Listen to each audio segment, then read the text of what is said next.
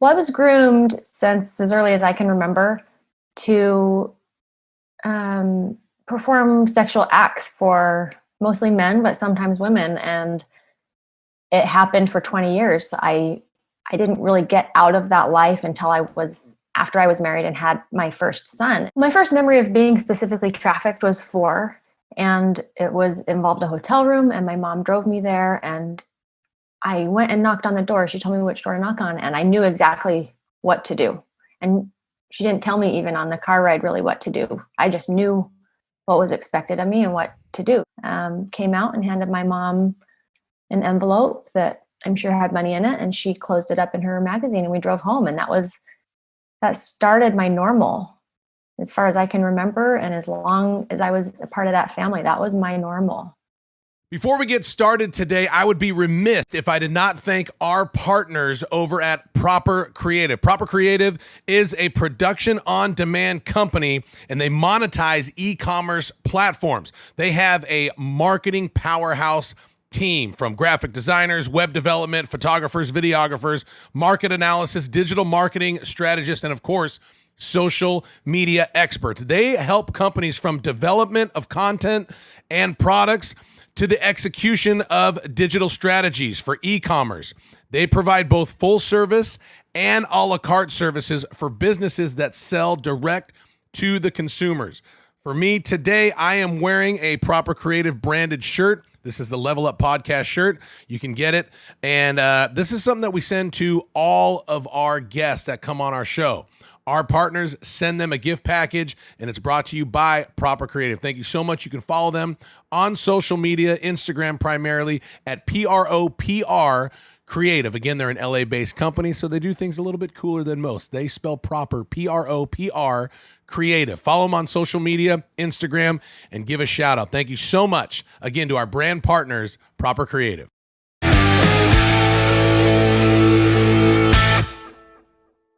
Welcome to another week of Level Up with Matt Rogers. I am Matt Rogers. So excited that you decided to join us again today. Fastest growing podcast in 2021. My man Eli, my right-hand man, is next to me. How are you? Good. Super exciting. You do an amazing job. Oh, thanks, man. It's an honor to work with you, man. Trying You're doing to keep a good up job. with You know, God's really blessed us with good people and good things and good guests. Yep. And I really feel like today's guest is not only a pinnacle for this show, but a game changer, a shifter for the podcast and a shifter for people. We are going to talk about some very deep things. I will advise parents right now, if you have kids listening, this is an adult conversation. We will be hearing from firsthand from a woman that I do not know personally, but I admire more and have an honor for pretty much anybody I've ever met. And God's blessed me with some cool platforms, in television, Hollywood, meeting some cool people. I've never met anybody like this, and I've never heard a story like this, and I've never had a conversation like this. Elizabeth Frazier is one of the most deepest speakers that I've heard. I heard her recently on my buddy Ed Milet's podcast. And when I heard her talk about her story, it changed a lot of things. Her story of being sex trafficked at the age of 4 by her parents is where we're going to start. But the way she ended up, when you see her today, it is a miracle in every sense of the word. Like, if you don't believe in God and you don't believe in forgiveness and the good heart of human beings now, I'm going to guarantee you will in the next 45 to 55 minutes, because I've never met anybody like this in my life. So with that intro, it is my honor to welcome the one and only Elizabeth Frazier. Welcome to the show. Gosh, Matt, thank you. That is a lot to absorb. Thank you for that honor. That's just so kind of you. I pray before every show, God, let me honor the people you bring across my path. We've met some really cool people, whatever, from Grammy winners, celebrities, Olympic gold medalists, all that stuff. I never get nervous. I'm nervous. Don't be nervous. I am just a regular person, so we're I, good. I know We're you're a good. regular person, but I'm nervous because of obviously the topic that we're talking about. Mm. But I just honestly, I just want to honor. I want to honor you. I'm so flattered that you decided to come on Level Up. I mean, I'm sure there's people that want you to talk left and right about this. So the fact that you would come on this show, honestly, it means a lot, and I want you to be proud of what we're doing here and what you're talking about. And thank you for coming on. This Yeah, is thank unbelievable. you. So, like we said, big intro. Let's get into it. Can you first of all tell people who you are, where you're from, and just to get to know you first? Sure. I am in my mid 30s. I grew up in Utah in a beautiful neighborhood, very wealthy area. I come from a very large family, like a lot of Utah families, and there's 9 kids in my family. I'm the youngest of 9, and I have 7 brothers. So it was quite chaotic at my home, even in a regular sense. Grew up religious and just never would have looked at me and been able to see the horror and the awfulness that I was living through on a day-to-day basis because I looked very normal. So forgive me if I'm wrong, but you say, Utah, big family, religious. Were you brought up Mormon? I was brought up Mormon. I Okay. was brought up Mormon. Yep. Okay. And then out of respect for your family members, because we are going to get deep and personal in your family, we're not going to mention any names. Mm-hmm. We're just going to say mom, dad, brothers, and you have one sister, right? Right. Okay.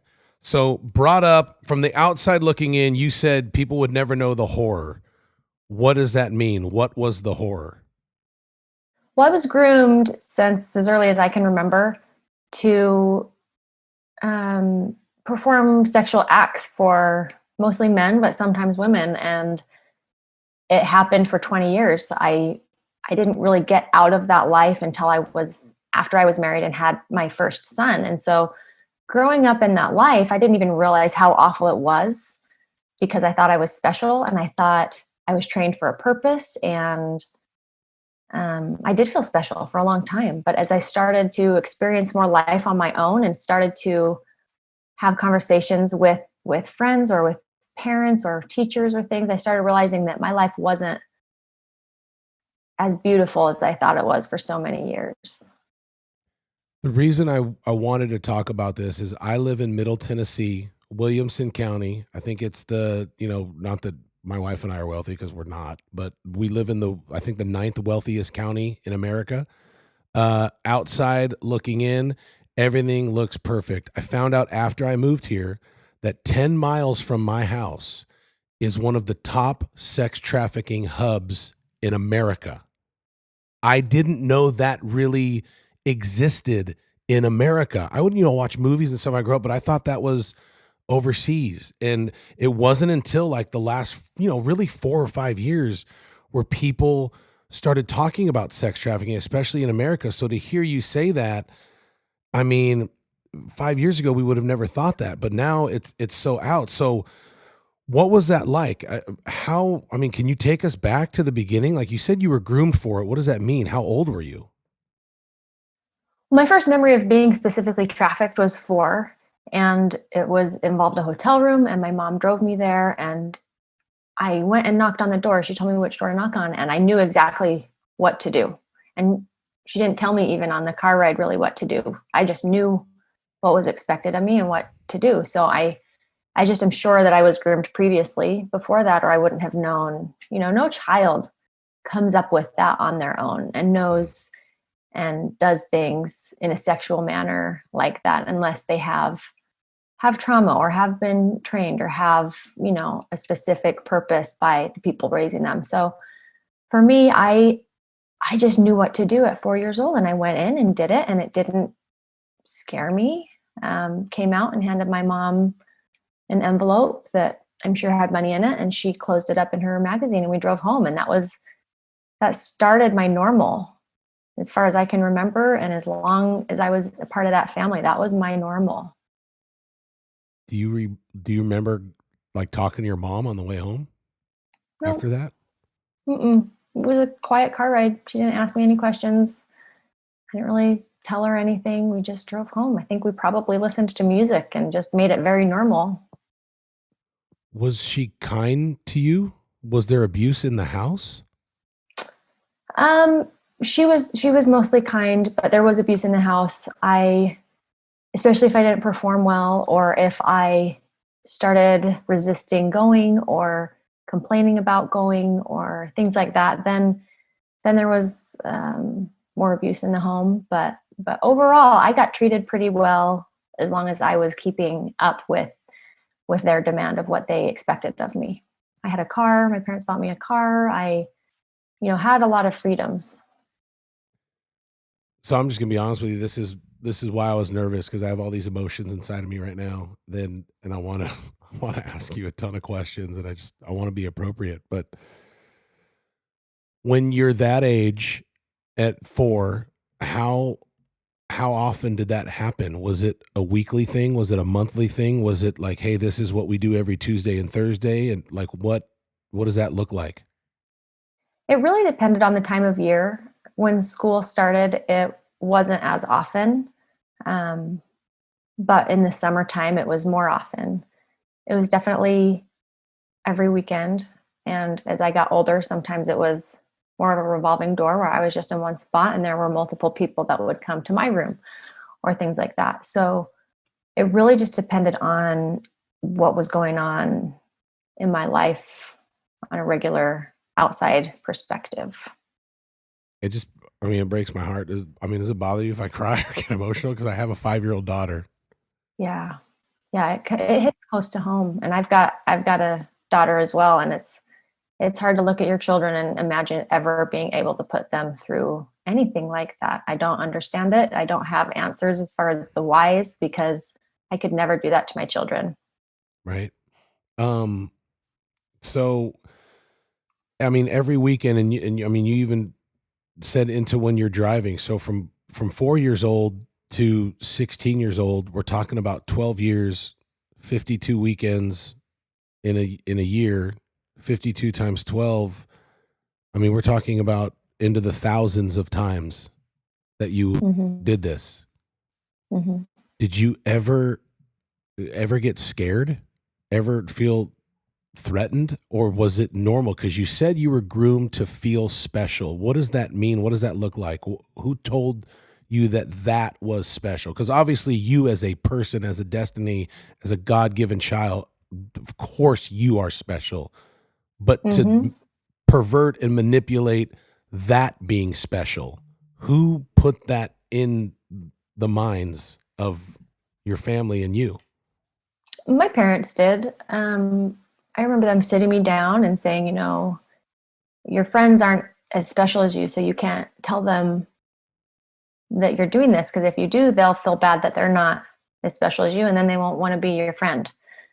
And so I wanted friends. I wanted people to like me. And so I did. I kept it a secret for a long time. But as far as being fearful, most of the time I was not fearful, but there were definitely times that I feel like the people I was meeting got too rough or got out of hand. And there were times I was definitely scared for my life, honestly. But usually at that point, at least when I was older, I honestly didn't care if I died. There were times that I almost wished it, that I was like, I want out. And if this is going to be the end, maybe my parents are going to get caught and they'll go down, if I end up dying. I don't know. But most of the time, I just felt special until I was in high school when I really started realizing that I was just manipulated. And I was special, like you said, but I wasn't special in the way that they had told me and taught me and basically brainwashed me to believe. I just can't believe sitting here talking to you that it went on that long and nobody got in trouble and nobody got caught. At what point was it that you said, okay, this isn't right. Something's not right with my parents, with what I'm doing, with the people that I'm with. When did that register? It started registering in high school. It took me a long time, unfortunately, to even realize that it was as even dangerous as it was. But it honestly wasn't until college that I really started taking a stand for myself.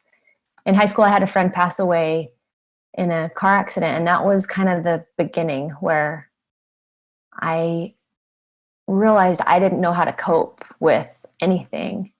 And I started doing a lot of self harm. I was cutting my arms and my legs, and I would smash my face with whatever I could. And my parents could sense they were starting to lose control um, of me. And so that's when they started putting me in therapy with somebody that they kind of had up their sleeve. And I think this is a bigger thing than even I realized, that they have so many people in their back pocket that they could protect their secret for so long.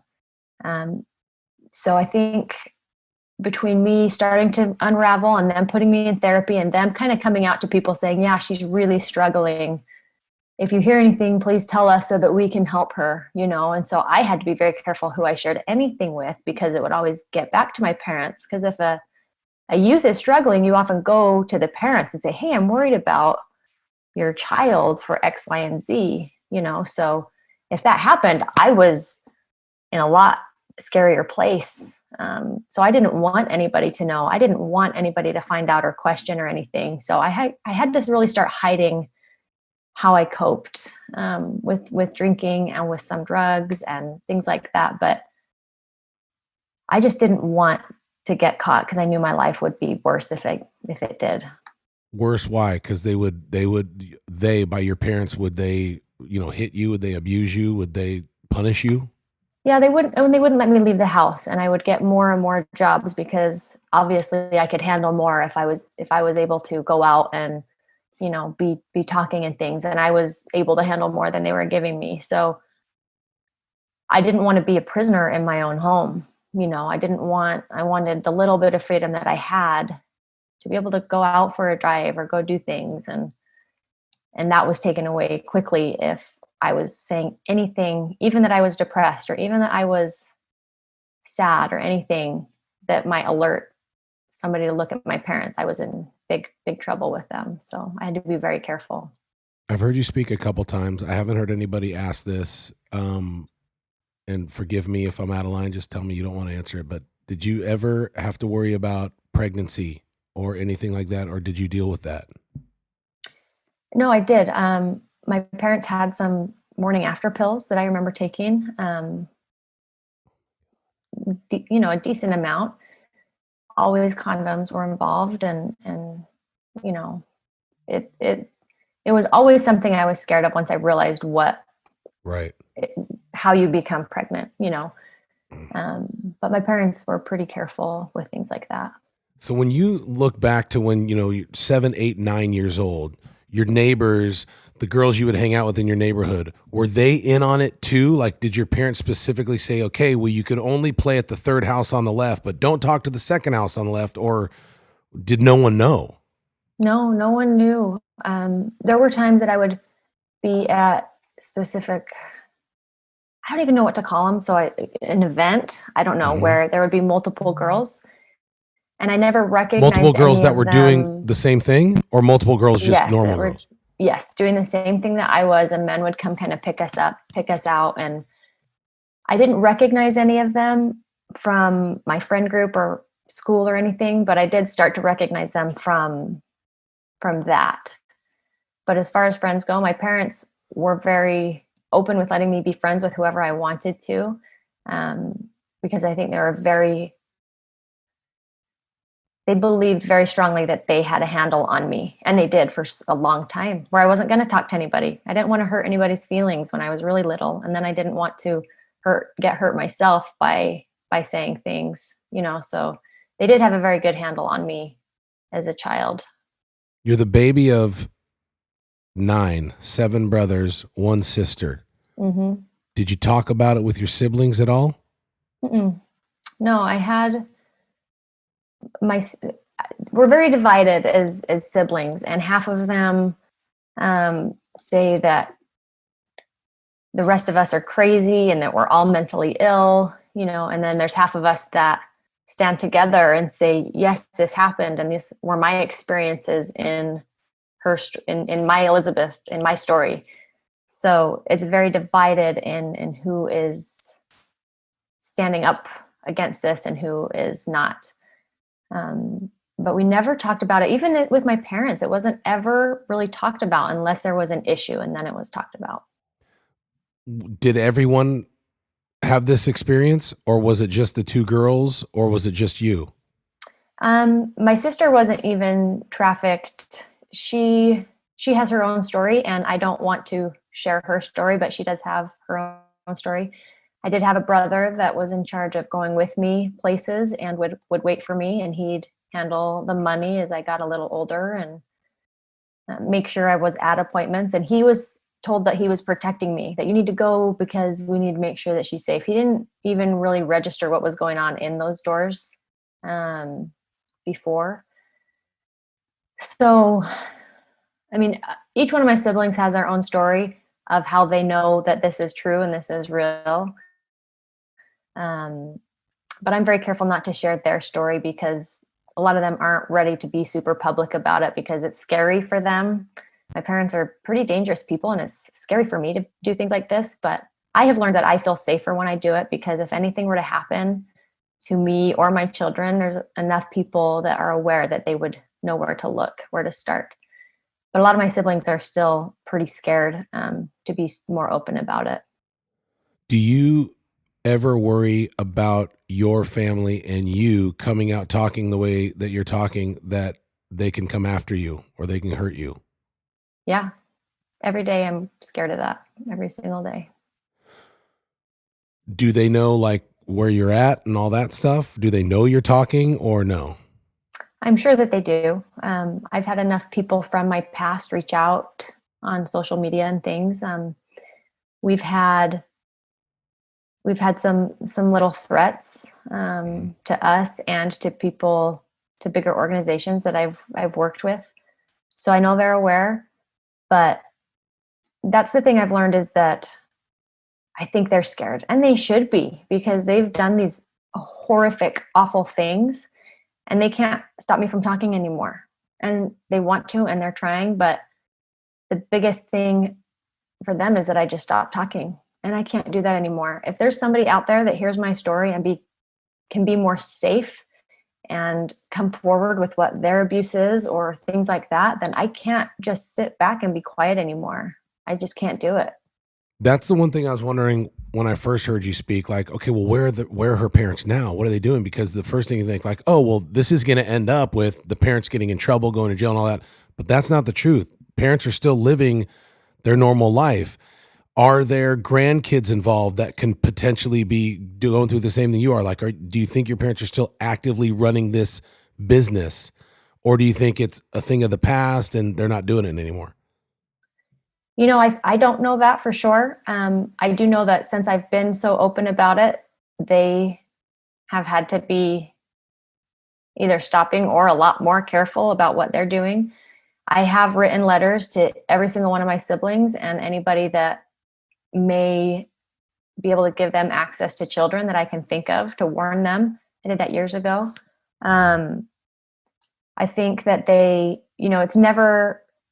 I could never say they're not doing it for sure. I don't know. I hope that that's the case, but I feel like I know most of the time when somebody is assaulted or abused or anything, most of the time their perpetrators don't get put into jail. And that's another reason why I feel like I need to speak out, because there's so many people that aren't speaking, because what can they do? They're not going to go to jail. The justice system is flawed. It's hard to get people in jail, even if you have what you think is a very solid case. So I think it's important for people to know you can still heal and get through and have a beautiful life if you never see the justice that you deserve. Yet, because Yet. you're only in your Yes. mid 30s. Yes, Yet. that's right. That's So out right. of curiosity, and I'll stop on this, but I am curious. I want to ask you, how come you can't just go to the police and say, here's who I am, here's who my parents are, here's where they live, here's what they're doing, this is where I went, these are the people I was with, and this is who was in on it. Go get them. Why can't we do that? Part of it's a danger thing.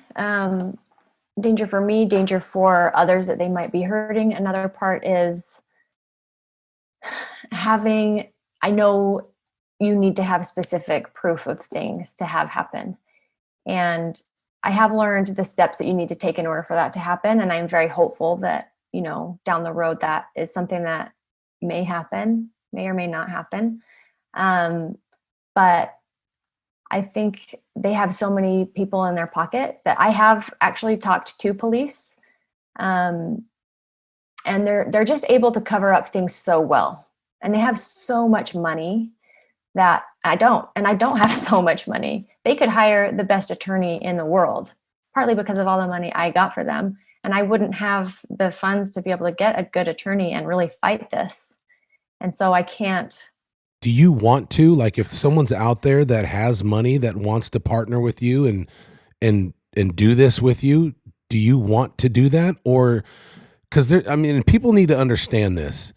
This is real and this happened to you. There's one part, like you said, you want justice, especially in today's society. I mean, everyone, it's all we talk about. We need justice for this and justice for that. So you want justice. But then there's another part, which I'm sure we'll get to where you need to let go of the past to free yourself from it so you can move on with your life. And you don't want to live your whole life angry and just, your whole existence and identity comes down to bringing justice over there because you'll live, unfruitful, right? So are you caught in that dilemma, or like, where are you at? I If you had asked me a year ago, I would say I don't want to go after them. I am at peace. I am living a great life. My kids are happy. I am happy. But I can never say never. I have learned that if an opportunity arose, I would really look at it and take it seriously and think about it and want to do the right thing, not only for me, but for anybody else out there that has been through hell and back, especially at the hands of my parents. So I would never say never. I am at peace as of now. I feel like justice can come in so many different forms. And I feel like for me right now, I've done everything I can to alert people of the kind of people they are. But I could never say never. If that came, I don't know how I'd feel about it. I was talking about this with one of my friends the other night, and I was, talking about you coming on the show, and like I said, I was nervous. Like, well, what do I ask her? What do I say? I want to say the right things. I want to ask the right things. We talked about that movie and that book called The Shack. Have you ever heard of that? Yes, and I actually was just talking about that with a friend last week, so that's kind of crazy. Well, it's so the crazy thing was that I wanted to like ask you is there's a part at the shack where, so long story short, the main character's daughter, young, let's just say 5 years old, gets kidnapped, and she gets raped and she gets murdered, and it's really, really bad. It's all the bad stuff. But then there's a part where, so the dad's trying to move forward and he has this spiritual experience and he meets God and he meets the Holy Spirit and he meets Jesus. There's a part where God shows him the guy that kidnapped his daughter and did all those bad things. He shows the guy's past in the way that the perpetrator was brought up. And then you feel bad for the perpetrator. You feel bad for the bad guy. And I didn't like that feeling because I wanted to hate the bad guy. And then, like, I think about, your parents, you want to hate them. You want to be angry with them, but you don't just wake up and get that idea. Something happened to your parents for them to even consider, like, it's pure evil in every sense of the word, but something must have happened to them to lead them to that point. Do you know anything about that, their history, where they came from, why they ended up that way? I don't. I know very little because I never felt like I could ask. Um, but I do know that my mom's dad passed away when she was newly married, and I do know that her mom was not mentally available, and had a hard growing up, feeling very alone and feeling very abandoned. And it is hard to look at that and think, you know, because at the same time, in my mind, I think, well, I went through that and my kids were enough for me to say, absolutely, well, I am protecting them with my life. I will never, continue this pattern. But you are right. You have to be able to look at that and as much as you don't want to understand where it started, because I think that's how we can also get it to stop, is understanding more and being able to see the perspective of everybody that was involved, maybe. I think that's why you are one of the greatest miracles that I've seen with my eyes, because not only have you survived what you've been through, and we are going to talk about the teen years a little bit more, if that's okay with you, but the fact that you have moved on, like you have every excuse in the world to not be who you are and where you're at and be a good mom and be a good wife and have you know, a successful parent and marriage, and you are, and that's just such a miracle and a breath of fresh air, which I think brings hope to more people than you and I will probably ever realize that hear your story. And the fact that whatever your parents went through to get to where they were, I mean, you beat them. You beat the odds in every sense of the word. And I do believe that justice will come to them in this lifetime. I do believe that at the end of the day, they're not happy. They are miserable, which is why they're doing what they're doing. But, and I'm sure you have your battles, which we can get into it, but you're not. Like, you're winning every day that you wake up. You won. You beat them. You overcame. Do you feel that way? Or do you have to talk yourself into that? Like, how are you today for real? I honestly struggle still a lot. I have nightmares almost every single night. I probably get 3 or 4 hours of sleep on a good night. I don't sleep well because I have these constant nightmares. Um, and I do get triggered, and I have done a lot of work to have a beautiful life, but it's still really hard. So I don't want anybody listening or seeing this to think, oh, she has this perfect life now, or she doesn't struggle. I don't think anyone would believe that anyway. I don't think anyone would Yeah, believe that. I But hope go not. ahead. But you are right. I do have to remind myself that how far I have come. And I am not a perfect mom, but I do my best, and my kids are safe from me and my husband ever doing anything, remotely close to that. And so that's my biggest win, is knowing that my kids are safe. And them seeing me struggle, I think, is good, because then it gives them room to know they can struggle and they can come out on top. But I'm telling you, like you said, we're going to get into teenage years. I did attempt suicide. I was done. And that was when I had 2 kids, after I had left my family, and I still just couldn't handle the demons that were right in my face every single day. But I have been so blessed to have met the husband that I have. Like, that is what saved me. That is what saved me. Why did your husband save you? First of all, let's talk about him. He sounds like the knight in shining armor, the way you're describing him. How did you meet him, and how did he save you? Well, we met in school, in college, and my parents didn't know him, so I felt like he was safe. Um, and he was like the first person I really dated seriously that my parents didn't know. And Did they know you were dating him? when we started dating, yeah, my parents didn't know him because he was from Colorado and they had never met him, and I felt like they couldn't manipulate him like they had tried to with others I had dated. And he showed me patience and love in a way that I didn't even realize existed, and continues to do that. When did you tell him what you did and were still currently doing at the time, right? Yeah. Wow. So he knew that I had abuse in my past, and he knew that I had struggles with self-harm and mostly just sexual abuse for years. He knew that. But it wasn't until after we were married and we had a son that I came fully clean with everything that had happened. And it was the scariest few minutes of my life. I remember telling him I had to talk to him about something, and then I sat there and cried for a long time and couldn't get the words out.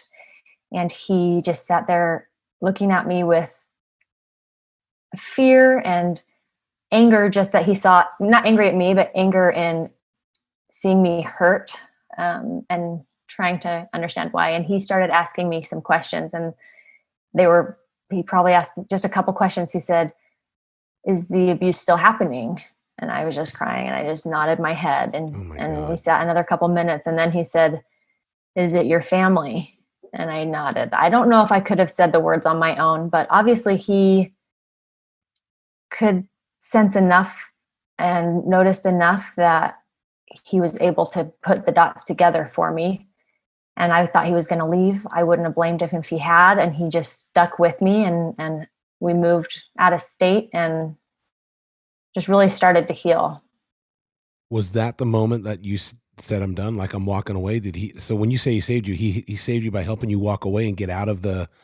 I mean, God, this is a terrible term, but the family business, Yeah, right? that is what it was. And it felt like I had a safe place to land for the first time in my life. I didn't ever feel like I had a safe place to live until I was married to him, and we were moving away for his school. He got into medical school at UCLA, and we were moving away, and I felt like we were far enough away. I could be open with him, and I felt like he could help me be safe instead of me fearing for the threats of his life. Like, that's why I continued it after I was married. I had been told, "Hey, something's going to happen to your husband, something's going to happen to your child, and it's going to be your fault." And so at that point, I realized that I didn't need to protect him anymore, and that he could help protect me.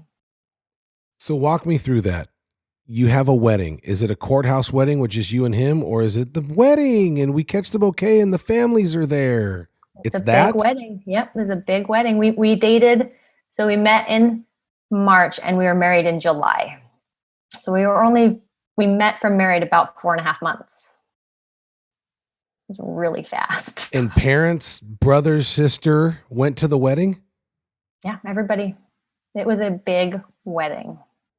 Did mom and dad make you feel like, or no, like, this isn't going to screw up anything we got going on? Like, we still have this and this is what it is. So, enjoy your little wedding, but this is your main priority. I didn't, I was hopeful that it was going to end when I got married. I really was, until closer to the wedding. I realized that they were just going to use him as a reason, as a fear tactic. But they also tried to get us to not get married. And I think it was partly because they didn't know him, and they didn't know if I could, he'd be able to be manipulated like my previous boyfriends or anything. But they tried to get me to postpone and postpone. And I was going to, and I talked to my husband, my then fiance, and told him that. And he's like, "That doesn't make any sense why we should wait. If we know we should get married, why should we wait?" And so I was like, "Okay, you're right. Let's do it." And so we did. And I think if they had gotten me to put it off, I could have easily been talked out of marrying him. So when you say past boyfriends who got manipulated, are these, guys that didn't know your family that you met out doing whatever, whether it's going to, a friend's party or school or whatever, and then they got in, and then your parents would get them and manipulate them, and So like, it did was they it was know high what you school, were doing? yeah. Like Okay. high school boyfriends, they would pull my boyfriend aside without me even knowing and say, "Hey, just so you know, she's really struggling and she's got this abuse in her past. So if she ever starts acting weird or saying things, then you need to come to us right away so that we can help her." And you tell that to a 17-year-old kid, like, "Okay, yeah, I will. You want to help your kid? I get it. I will tell you if she says anything or does anything." So they just had eyes and ears everywhere that I didn't even know. And I didn't know they had done that until years later, when I kind of started sharing my story. And I had one in particular that reached out, and he's like, "Gosh, stuff makes so much more sense now as to what had happened, that I just thought was kind of weird, but whatever. So Well, plus that puts an unfair stigma on you, especially at such a young age, to where a young boy would be like, I don't want to get involved in that, drama, whatever. And so you probably would lose more boyfriends because of your parents that, they probably really yeah, did like you for who you really were. But yeah, like you said, your parents would manipulate them and scare them off. yeah, that's very likely. Unbelievable. Yeah. When you say your parents are very rich and powerful, we hear, like me on my side of the world, I see in the news and I have speculations about these celebrities and politicians that go to these private islands and stuff like that. Is that really happening? Is that what it is? Like, is it big money? Like people that, politicians, celebrities, like I know you can't say any names or anything, but anything ring a bell? Like, is this really happening? I believe it's really happening. I think the world is starting to be more open to believing it because of the things that have kind of come out in the last year or two. But I definitely think it's very likely that it's happening and is starting to kind of just unravel a little bit. If we just find the right strings to pull on, I think there could be a lot of women and girls and boys just saved and protected. But it is a process, but I do believe that a lot of it is happening. There's always going to be stuff that's not, and that's, people think this happens because of the movies, what we see in the movies. That's what they picture trafficking is somebody just getting like taken. But usually that's not the case. Usually it's people that they know and things like that. So I do think it is big. Did you ever have what we would say normal relationship with your parents that you would, rest your head on daddy's shoulder or give mom a hug at night or, go to a family dinner and laugh and play normal without having this business hang over your head? Did you have those moments or was it always business? For sure. No, for sure I did. And I think that's part of the confusion and crazy making growing up is because I had those moments. My mom used to say I was her best friend. And, my dad would, I would go just put my head on his shoulder and felt safe at times with him, so we'd go on family trips or they'd come cheer me on I played soccer and they'd come cheer me on at the games Unbelievable. and it felt real, but now I don't know what was real and what was not, but it felt real then. Do you think your parents know that it's wrong? Or do you think whatever happened to them in their past or whatever that they think like, no, this is normal. This is good. It's my kid. I can do whatever I want. Like, how do you think they think? Gosh, that's $1 million question. I hope that they think it's right, because if they know it's wrong and they're doing it, then that is, um, to me, I think harder to swallow than for me to believe. Well, maybe they did think that this was what they were called to do. I don't know. I don't know. I don't know how somebody could believe that, but I also don't like feeling like I wasn't enough to stop it. If they knew it was wrong. Tell me something good about your parents. What were they good at? What did they do right? Um, they were good singers. They could sing. My mom would stay up late scrubbing the floor in the kitchen to have it clean. My dad worked hard at his job. Right? I don't know. I just felt like I should ask that. I don't know why. I was curious. I've never been asked that before in my life, I don't think. So I know. It's weird why I asked that question, I would have but to I did. ponder that one for sure. Right? So at what point did you think, I guess, did you ever come across a teacher or an aunt or an uncle and feel like, I got to get this off my chest? This is not right. I don't feel like it's right. Like, did you ever have that? Um, so my first safe place I ever felt safe was in school, was my fifth grade teacher. And I didn't know that I wanted to share with her anything, because I still didn't know that anything was so wrong. But I do remember the first day of class. It was the first time I remember feeling safe. And I was like, I don't know. I've later learned it was feeling safe. At the time, I was like, I don't know why I love being around her and being near her, but something just feels calm and right. And so I've later put together that was the first place I really felt safe. But I've had a few people like that in my life. And I think that's where, you talk about God and you talk about how I'm not angry with him and not believe in him and how could he do this and things like that. And I think he knew I would probably feel that way. So he sent me other people. Like he sent me that teacher, and he sent me this lady named Rosie that, gosh, she passed away a few years ago with cancer, but he sent me those people to feel his love and to feel seen and to feel cared about. So I wouldn't feel it directly from him initially, because it was scary, and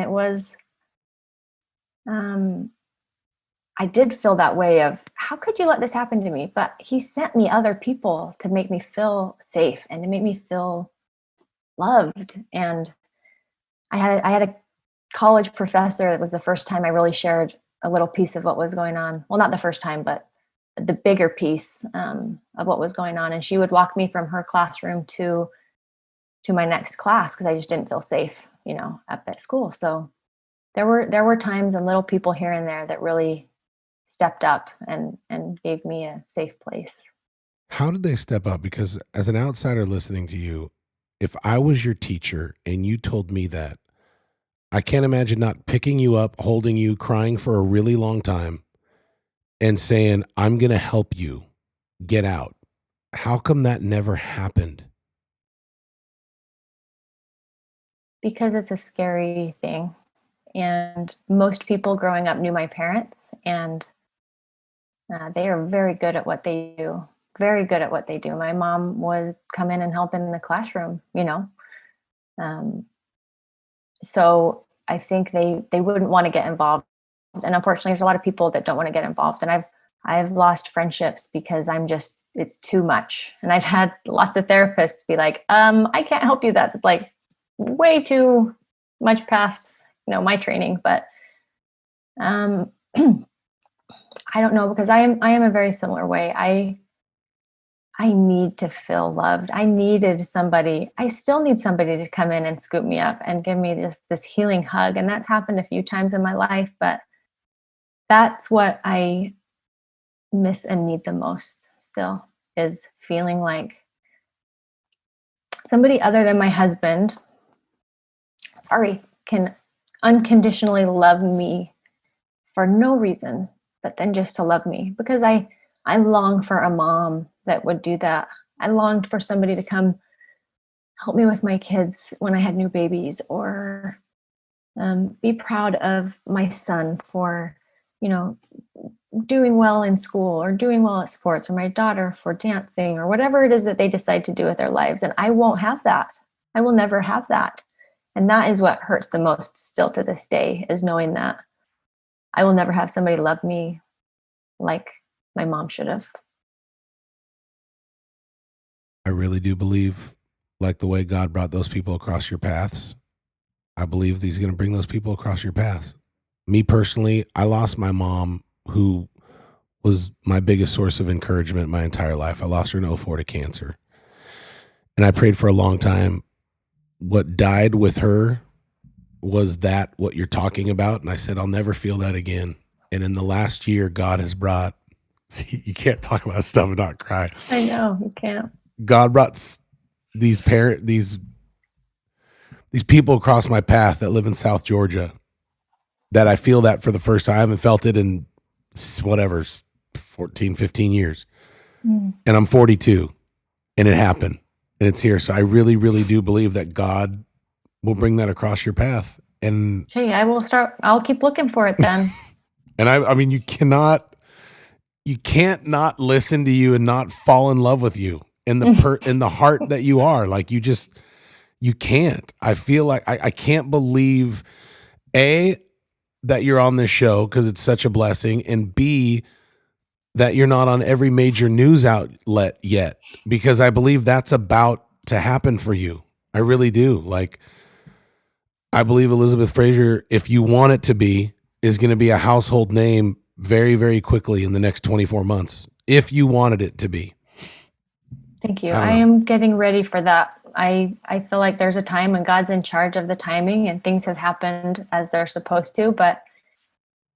And luckily God blessed me with a forgiving heart, because I don't know that I could do what I feel like I need to do if I didn't have that. But, I think I'm hoping that if that happens, and when that happens, that I'm just helping people. That's all I want to do. I just want people that hurt to know that it won't last forever, no matter what the hurt is, because we all go through hurt. We all go through hard things, and don't compare your hurt to my hurt. Just know that I see you, and I know how hard it can feel, and that you can still have a beautiful life. And it's okay. It hurts, and let it hurt. Don't push it away, but it will be okay. Can people talk to you? Can my listeners talk to you? Can like, are you still available for friends? Like, can people reach out to you and talk to you? I mean, I follow you on Instagram on Hero Bands, but like, do you help people? Do you coach people? Is that not something that you even want to do? Or Um, I haven't actually even thought of doing that. I would love to do that. I do message people a lot on social media, so if you want to reach out to me there, I am good about responding, and hopefully you feel seen and loved by me by doing that. Because that really is my goal, is keeping kids safe and keeping adults safe and helping them feel seen and loved. and that's where they can find you at Hero Bands. Yeah, it's hero_bands on Instagram. And then my website is herobands.com, and they can read some more of my story there and see kind of what I'm up to with my work. So you want to do more of this? Do you want your story to get out? You want to talk? Like, would you go on The View? Would you go on the Ellen Show? Like, would you do that stuff? Yeah, I would. I definitely would. I think somebody I would love to meet. Well, I've met her once, but only for like a split second. But one of my heroes is Kelly Clarkson. Really? Her music and her lyrics got me through and kept me alive for a lot of my teenage years. And still, her music speaks to me. And I feel like, I don't fangirl over people, over celebrities, over much. But she's somebody that I feel like has touched my life in a way that I would love to thank her for. Ellen's amazing. I mean, anything that would be willing to have me on and let me share my voice so that other voices can be heard, I would be honored to. Because sharing my voice gives a voice to people that aren't ready to share theirs yet. You know, Isn't it funny how God works, Eli? Kelly won American Idol season 1. I was a finalist, American Idol season 3. I know her producers very well. I'm going to send this to them. So the one thing you I know could her definitely producers. very well. Oh They're my wow. friends. So Oh, that's right. You did American Idol. How? Oh my gosh, I didn't even put that dot together until right this second. this will definitely get in front of Kelly and let the Lord work the way he will. But like I said, I think in the next 24 months, Well, Elizabeth Frazier is going to be a they household better name. not be ready for me to not football tackle her with the biggest hug ever. So COVID might need to settle down because I'm not going to be able to contain myself. Well, as you know, she is one of the kindest people on the planet, and she is real. So I Yeah. can't imagine her not equally tackling you at the same time. This is going to Well, be a good match made in heaven. I wanted to go there before we let you go. yeah. I want to talk about God because at a very young age, Jesus became my hero. He healed me of an incurable disease. I was supposed to die. He saved me. It was very easy for me. And then on the opposite side of the spectrum, I've spoken with people that didn't have that experience, and that's been very tough for them.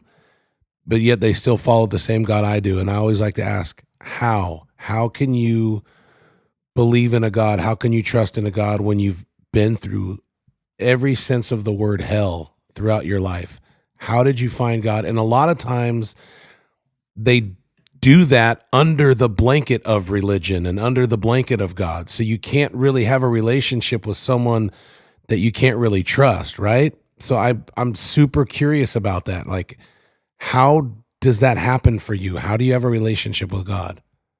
Well, he sent me angels. He sent me my fifth grade teacher. He sent me Rosie. He sent me my husband, and he sent me Kelly Clarkson. I know it sounds so crazy, but he sent me little reminders that he was there and that he saw me. And I slowly learned that I needed to trust him and trust his love, or I wasn't gonna make it.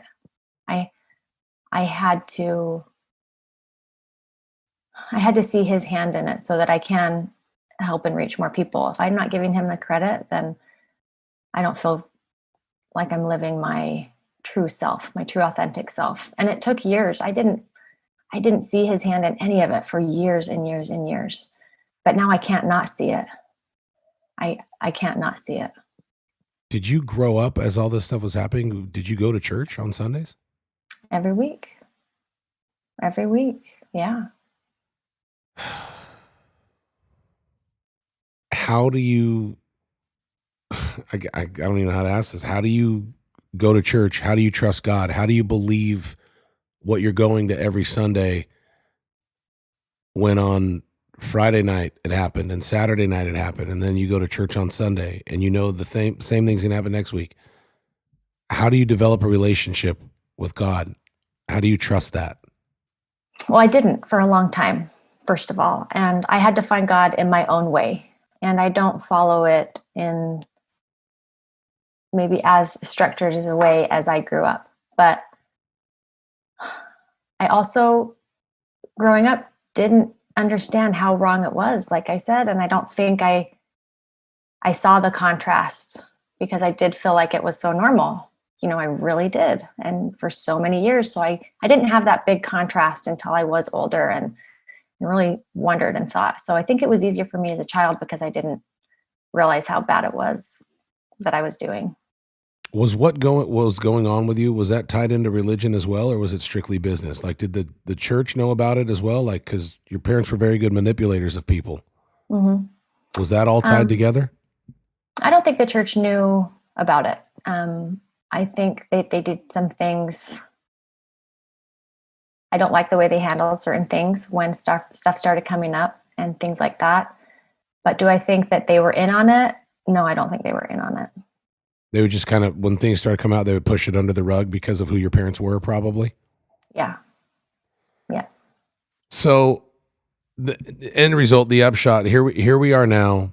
Tell us about your beautiful, are you comfortable talking about your family? Like your husband, your kids, tell us everything where you're at right now. Because I mean, like I said, you are a walking miracle and you're living life and you're doing it. You're winning.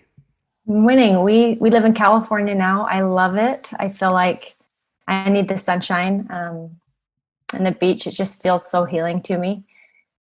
My husband is a marriage coach. He went to medical school. He's also working as a psychiatrist for dementia and Alzheimer's and things like that in a few hospitals. And he just has the best heart. But we went through a lot together. So he actually does a really great job at marriage coaching, and that's his passion. And he's incredible with that. I've got 5 kids, which is crazy. It's a lot of kids, and they're all just so different. My oldest is 14 and my youngest just turned 4. So I have one girl right in the middle, and she and I make sure we do lots of fun things together because I am not having any more kids. I am very done. So she will not get that sister that she desperately wants, but she's my buddy. Do you get nervous about your kids hearing your story? Because I had my wife on the podcast. My wife hates to talk about her old, story, and she definitely has a past before her and I met. Are you afraid that your kids are going to listen and hear this for any reason, or are you not afraid? We're pretty open about things that have happened as they're old enough to really comprehend and grasp it. So I know when they listen to it, there's going to be things that surprise them. Because when I started speaking out, my husband even was surprised by some things that I just kind of assumed he knew, but we hadn't really talked about. So yeah, I have a piece of me that's nervous for sure, but I also want them to be protected. And the more knowledge they have, the better protected I think they can be. So when it's time, they'll listen, I'm sure. If your parents ever listen to this, what would you say to them? Like for real? Gosh, that's another thing I've never been asked. You're asking a lot of questions, Matt, that I haven't been asked. Is that okay?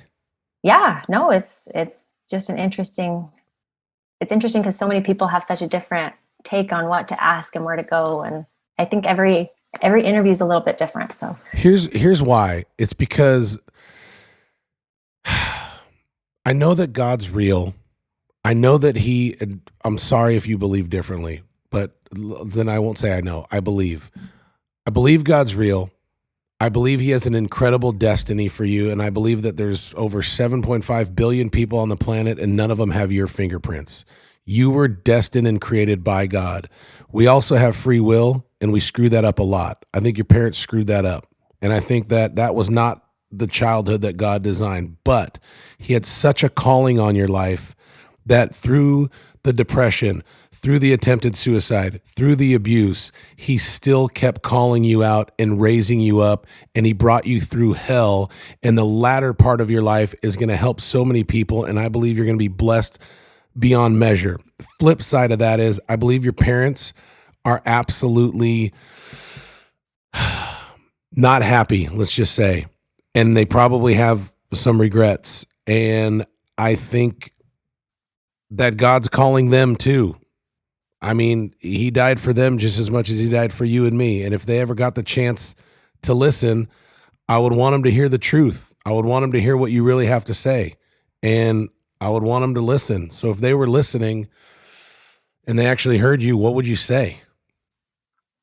Well, I confronted them about 8 years ago, but I didn't really let them talk much. Or they didn't want to talk. They didn't want to say anything. And so I think I would probably ask why. And when I saw them 8 years ago, I told them I forgave them. I told them that I needed to move forward with my life, and I couldn't because I was holding on to it. So it felt selfish of me to forgive them, but I could genuinely look them in the eyes and tell them I forgive them, but still want to know why and still not trust them in my life or in my children's life. You know, that's not what forgiveness is. Forgiveness isn't, you know, saying what they did was okay and welcome back in my life. It's saying I'm going to let go of this because it's not serving me, you know. So I think I would ask why. And I would honestly want them to see how beautiful my life is, because it's better than I could have ever imagined. And I did imagine as a kid, I imagined what my life would be like. And I imagined this great life, and it is better than that. So I would want them to see that and see that they didn't win. They didn't break me. I'm broken, but it's a beautiful thing. And I am strong, you know? Amen. So you are unbelievable. You are a hero in every sense of the word. Tell us about hero bands. How did that start and what is it? Because I see you take a lot of pictures with Elizabeth Smart as well, who, you know, a lot of people know her story. Unbelievable. How did hero band start, and what are you doing with that? So it started because I would wear, so it's a bracelet company. And I would wear these bracelets. I met this lady at a craft fair, and she had these bracelets that had words on them, like empowering words. And I didn't know what it would feel like to feel those words, like strong or peace or things like that. So I bought a couple and started wearing them. And as I was continuing healing, which I still am, I would wear these words and realize they were starting to give me a lot of strength. And I felt peace and I felt calm and things like that. So I kept wearing them and bought more and more. And my husband was like, okay, you're out of control. And so for Valentine's Day, he bought me my own tools to kind of start making some for myself that were a little different. And I started giving them away to people that I would meet, people that would share pieces of their life with me. And I would get calls from them or texts saying how much it had helped them with what they were struggling with. Because I would just look down and happen to be wearing what I felt like they needed. So it started helping them. And I thought, you know what? I know I'm supposed to share a piece of my story so that I can help others. Maybe this is how I'm going to do it. So I just started this company called Hero Bands, named after the heroes that were there that didn't even know they were my heroes. And I donate a percentage of every sale or every item to different charities that are fighting trafficking, and just speaking out, using my voice and trying to help others that have heavy hearts. And so Hero Bands is a way I can do that. So people know they can feel strong, even if they don't right now, and they can feel loved, and they can feel all the things they want. You are a hero in every sense of the word. We always have our guests give like a quote or a tip or an experience for our listeners, especially someone who's been through what you have been through and overcome. What would you say to the listeners on how they can level up or how they can overcome if they're in a situation maybe even similar to yours? how do they get through that and how do they not give up? What would you say? I would say look for your heroes, because they're there. You just have to look for them and see them. And if you don't feel like you have any, then it's okay for a time to be your own hero. My kind of tagline is be someone's hero, be your own hero. And I feel like it's important to realize, sometimes we feel like we need to be our own hero, and that's okay. But also give credit to those people in your life that want to be there for you and want to see you and want to cheer for you. Don't put them to the side. Let them help you. Let them love you. Amen. And people can find you at hero_bands on Instagram. And also, is it herobands.com? Yep. Herobands.com.